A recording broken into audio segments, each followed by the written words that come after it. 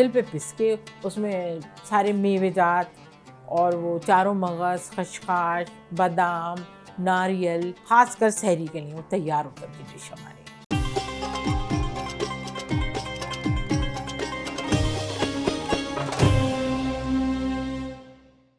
पहले तो शाबान से ही रमज़ान के एक जिसको कहते हैं ना खुशबू आ जाती थी शाबान से। जैसे अफ्तारी में मुझे याद है हम लोगों की जो अफ्तारी होती थी उसमें शक्करपारे ज़रूर होते थे।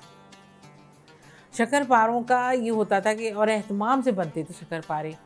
आजकल तो वो मेवे वाले लॉस कहलाते हैं, मगर उस ज़माने में वो शक्करपारे होते थे।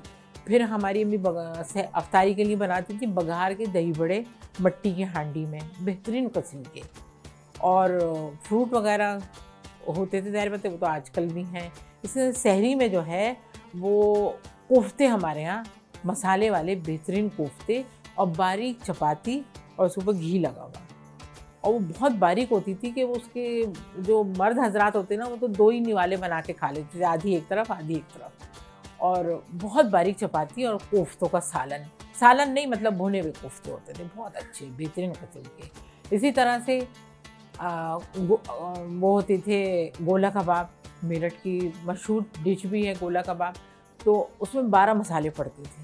अम्मी वो भी सिल पे पिसते थे। आजकल तो ये मशीनों वगैरह में सब पिस जाते हैं, पहले मुझे याद है अम्मी सिल पे पीसती थी। सिल पे पिस के उसमें सारे मेवेजात और वो चारों मगज़, खशखाश, बादाम, नारियल ये सब पड़ के बेहतरीन किस्म से हम लोग वो अम्मी खासकर सहरी के लिए वो तैयार होता थी डिश हमारी। अफ्तारी घर में बहुत बेहतरीन किस्म की बनी और फिर जिसको देखो हर एक के घर से ट्रे निकल के जा रही है, पड़ोस में जा रही है, वो हमारे यहाँ भेज रहे हैं, हम उनके यहाँ भेज रहे हैं। और कोई ख़ास डिश, अगर एक कोई ख़ास डिश बना दी तो वो बहुत अच्छी सजा के उसको डेकोरेट करके वो ख़ास जा रही है कि हमारे रमज़ान की डिश है। मुझे याद है हम 7 या 8 साल के या ज़्यादा 8 साल के थे, तो हम 3 छोटे थे बहनें, तो अम्मी ने हम तीनों का एक साथ रोज़ा रखवाया। अब सबसे बड़ी मैं थी, उससे मुझसे छोटी बहन, फिर सबसे छोटी बहन। सबसे छोटी बहुत छोटी थी, उसको शौक़ में ना वो कि नहीं ये बड़ी बाजियाँ रख रही हैं मेरी तो हम भी रखेंगे रोज़ा। खैर रोज़ा रख लिया। अब 12 बजा तो बस अब तो ये कि बस अब तो रोज़ा बहुत भारी लग रहा है। फिर अम्मी ने हम लोगों को सुला दिया। फिर अम्मी ने हम लोगों के लिए बहुत एहतमाम किया था। हमारी मुमानियाँ वगैरह, मेरी खाला वगैरह सबको बुलाया। हम लोग की एक किस्म की रोज़ा कुशाई छोटी सी हुई थी। रजब से हमारे अब्बू ने ला के हम लोगों के लिए कपड़े और थान आता था पूरा सब बहनों के लिए। तो एक थान उसमें से जिसके शलवार कमीज सिलनी है वो सिल गए, फ़्रॉकें सिलनी है फ़्रॉकें सिल गई। उसके बाद फिर किसी का तंग पजामा है, किसी का चूड़ीदार पजामा, किसी के कुर्ते, ये सब सिलाई होती थी। तो अम्मी रजब से सिलाई शुरू कर देती थी हम लोगों की। हर एक के हिस्से में 4 सूट आ गए, 5 सूट आ गए। हम छोटे होते थे तो हमारी फ़्रॉकें सिलती थीं। ईद की जो फ़्रॉकें होती थी ना हम लोगों की, उसमें सितारे लगते थे। सितारे मेरी बाजी हैं और मुझसे बड़ी बहन थी, वो अम्मी ने फ़्रॉकें सी के दे दी और उसके ऊपर छाप दिया पूरी जो डिज़ाइन होता था।